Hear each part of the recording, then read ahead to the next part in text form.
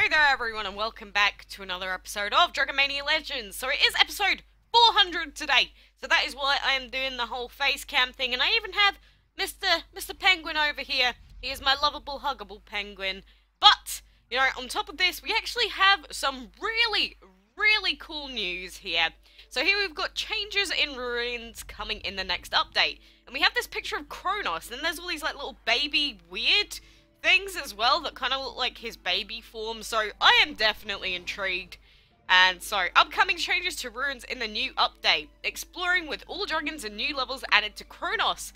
Read all about it here. So, obviously, there are a few people that, over time, have expressed their deep concern for how the ruins work, and I am also one of those people, because eventually you get to the point where you need level 30 dragons to explore, and some people still don't have all of the shard pieces to unlock Chronos at that point. So obviously, that kinda did need a change a good while ago, and it seems like Gameloft have finally decided to listen a little bit. So anyway, what is coming in the new update? The ruins are getting a lot more exciting and open for all. Explore the ruins with any of your dragons to unleash the special and upgraded power of Chronos and unlock his minions, the Chronoids. So that is very important. Explore the ruins with any of your dragons, and there's mention of his little Chronoid things, whatever, here as well. So greetings, we cleaned up some debris around the ruins and added more hidden treasures. In the upcoming update, we will be introducing major changes to the ruins that will lift up your exploring spirit. Obviously kind of referring to the kind of disappointed side of the community with how they work. So what will you need to start your treasure hunt in the ruins? The answer is easy. Dragons. The ruins will now be open for exploration to all. It's pretty good.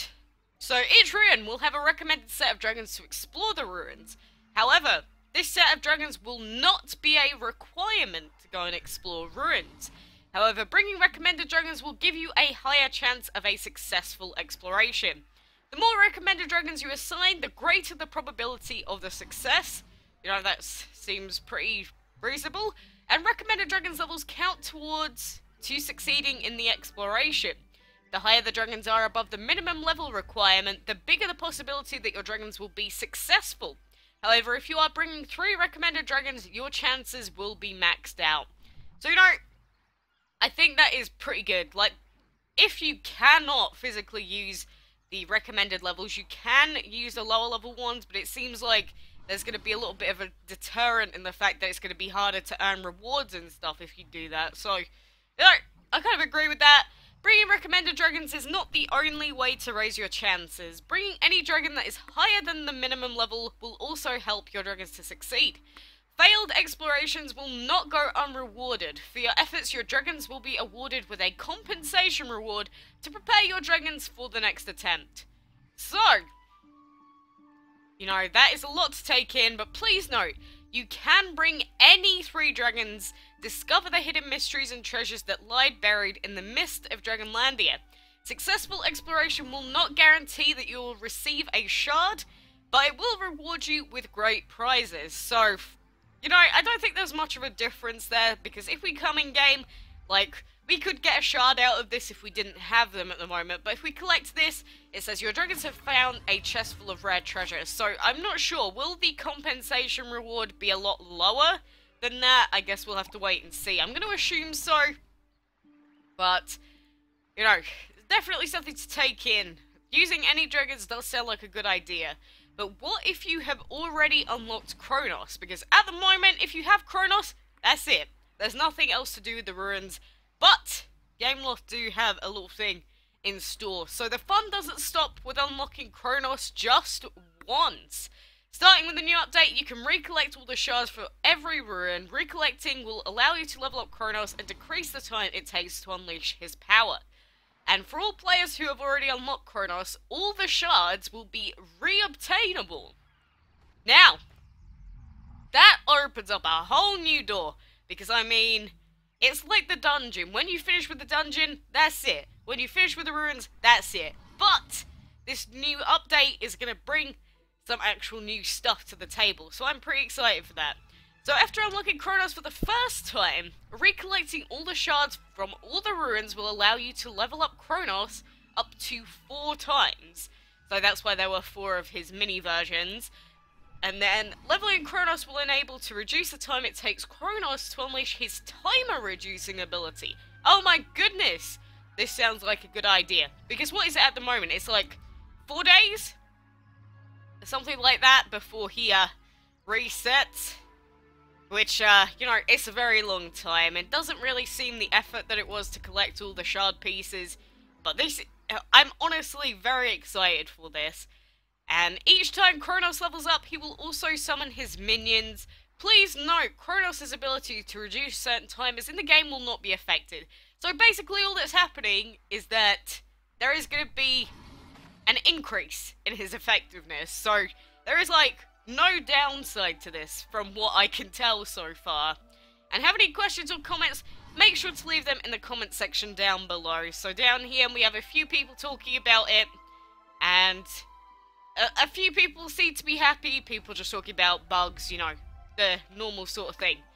But, you know, the fact that now there is going to be some extra stuff to do with Chronos is honestly, like, the most important thing for me, because I mean, the only reason I do the ruins anymore is literally just for the clan quests.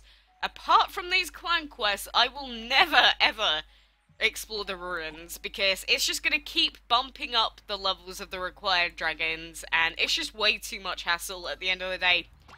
And some of these, I do have to level up to, like, level 30 or whatever, which is kind of insane, but that is super exciting news, honestly. We could level him up 4 times, but how long is it actually going to take us to recollect all the seals 4 times? Who knows? But apparently if we use the recommended dragons, there's going to be a good likelihood of us getting rewards. So whether that includes the seals on their own, or food and gold and whatever, who knows for now? But, you know, they did say it'll be coming in a new update. And, you know, between you and me, don't tell anyone, but normally when they mention stuff about a new update, it means the update's going to be out soon. So, you know, fingers crossed. I was literally just talking about this yesterday. Like, I was expecting a new update to be relatively soon, or like in a few months' time. So they keep mentioning new stuff, new changes. They've just changed the clan events and that as well. So maybe this is all in preparation for something. For now, who knows? I certainly don't. Mr. Penguin guy here certainly doesn't either. And even if we did, I wouldn't be able to tell you. Don't assume anything from me saying that, by the way. I said nothing. But anyway, I do want to know what you guys think about the clan changes, and not the clan changes, about the ruin changes. Because, like, where is it? This volcano over here, Magma's Lair. I don't want to use level 28 dragons just to, like, research. And when the update comes out, are they gonna bring back down the levels of the required dragons? Because some people have to use, like, level 38, which is insane. So if they have to use 38s for the recollecting of the shard pieces, no thank you.